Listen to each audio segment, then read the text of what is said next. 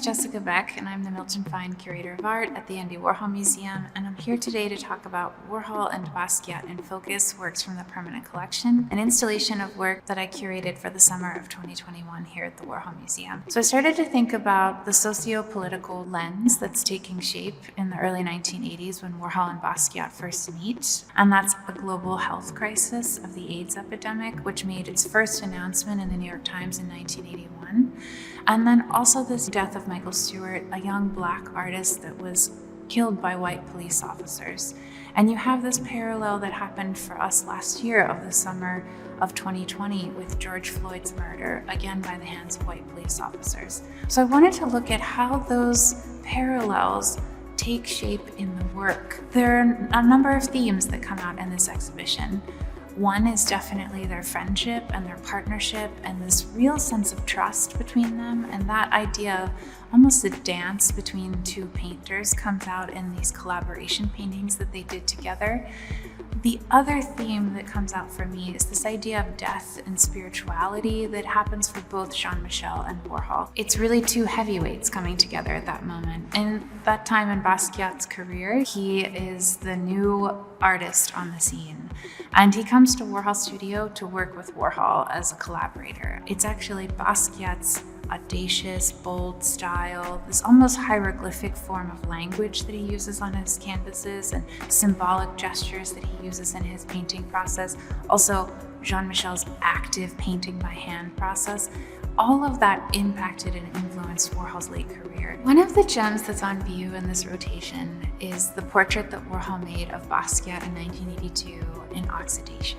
Warhol's oxidation process is actually urine on canvas. He would have pour urine or have people urinate sometimes on copper ground that then would turn green and oxidize over time. So that real bodily reference in the ground of the painting I think is really interesting in this context. But this work is important because it was made from a Polaroid that was taken during Warhol and Basquiat's first official studio visit together. So that energy, that spark in 1982 in October over that lunch and that studio visit was the beginning of this 3-year process for them of true work together as friends and as teachers. They were both teaching each other in different ways. So actually what comes out is this real elegance of style and thinking about abstraction and the body and this real reference to, this Catholic reference to a relic in a sense, in a spiritual, religious way. The other thing that we have so much of are Warhol's photographs from the final 11 years of his life.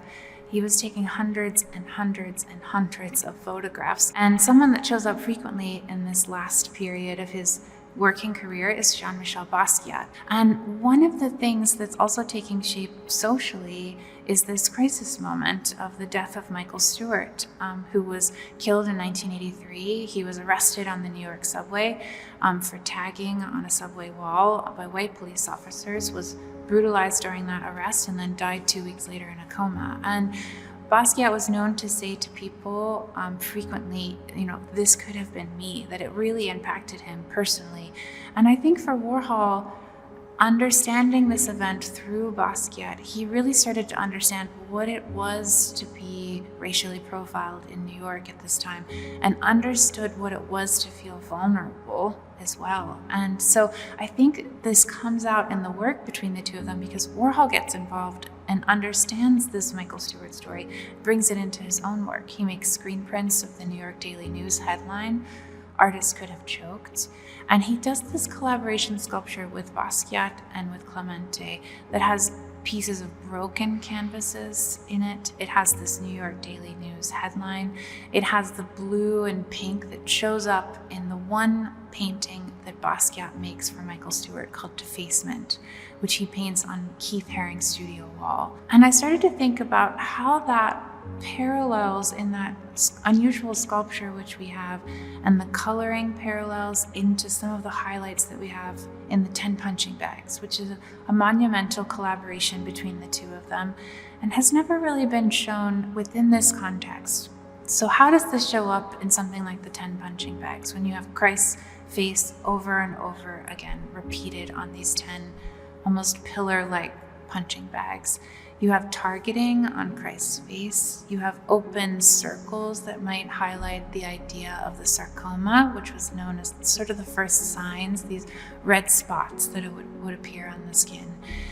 With Basquiat's hand in this work, you have this one armless figure that shows up in his defacement work for Michael Stewart. You also have the word judge in the center, which when we think about the judgment of the media on Warhol's community around AIDS, we think of this judgment and hearing that took place during Michael Stewart's trial that came back with the same narrative we often see with an acquittal, with no one being punished for his death. So when we situate that within this Catholic framework for Warhol and Basquiat, it also points to their roots in a personal way. Basquiat is raised by a Haitian father and a Puerto Rican mother. He goes to Catholic primary school. Catholic imagery shows up in his own work.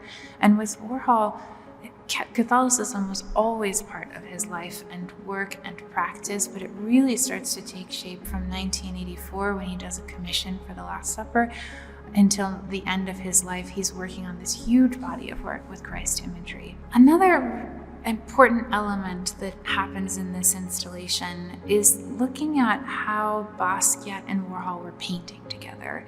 And that comes out most strongly in the collaboration paintings that they made in 1985. What's really interesting is you can see in some of the canvases the real gesture, the dance between them of Warhol painting something on the ground of the canvas and Basquiat coming in and almost crossing it out and making his own gestures. So for me, there's a real sense of trust there. And there's also a balance that they strike in these paintings. And in some of them, you don't see as many marks. So perhaps maybe some of these paintings weren't finished. There is a sense with Warhol and Basquiat that there wasn't a clear end to their friendship and their relationship.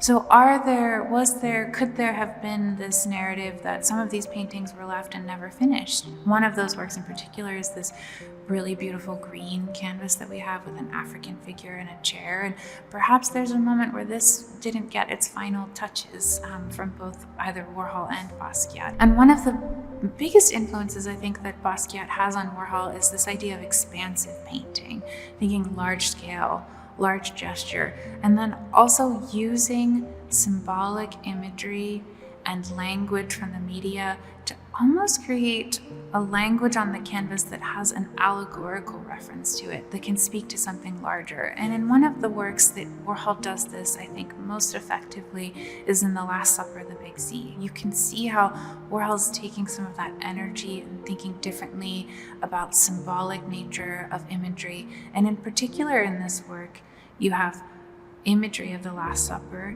you have imagery from advertising, you have images of Christ at this Last Supper, an image of benevolence. So all of these influences come out in this work, and there's a movement and an energy to this work that feels very connected to the movement and energy of Basquiat's painting. And I think that that's why I have this work here, so you can see Basquiat's influence stylistically on Warhol and encouraging Warhol to think personally and politically about his late work. You can see these moments of this youthful, charismatic energy that Basquiat had in the outtakes from the TV episode that he appeared on with Warhol, but you also get this real sense of his presence in the studio just in our archival material. We have, for instance, Basquiat's shoes that he wore in the studio in one of the vitrines that were left in the studio. So all of these little pieces make up this really beautiful story between the two of them. And what I want visitors to come and see here in Pittsburgh is to see their story differently, to see it as Basquiat being this true energy that really reinvigorated Warhol's late career, and to see also how Warhol was receptive to that from this young artist, and he was receptive to that energy and took it on and thought differently about his late work and his late career. What I want everyone to take away is a new perspective on the two of them, and to see the trust and balance and harmony in their friendship. And hopefully you and your family and your friends will enjoy what we have here in the permanent collection at the Warhol Museum. What can we talk about? You look too guarded. Oh, okay. Oh, should we repeat anything else?